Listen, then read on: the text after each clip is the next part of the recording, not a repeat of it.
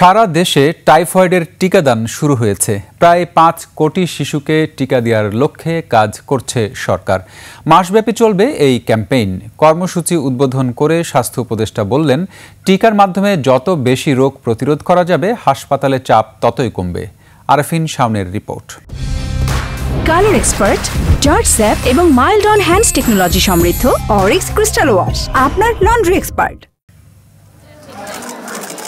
দেশে প্রথমবারের মতো টাইফয়েড টিকাদান ক্যাম্পেইন শুরু। প্রায় 5 কোটি শিশুকে টিকাদানের লক্ষ্যে কাজ করছে সরকার।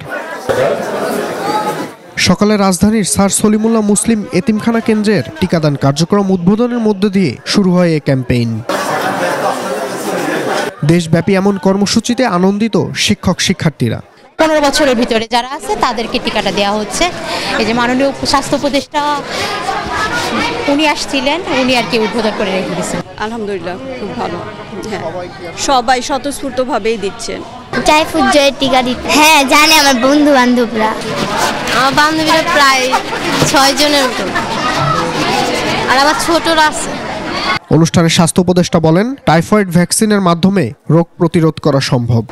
আমাদের চিকিৎসার ক্ষেত্রে তেমন কোনো খামতি নেই, কিন্তু এই উপচে পড়া ভিড় এইটাকে আমরা সামাল দিতে পারি না, ম্যানেজ করতে পারছি না।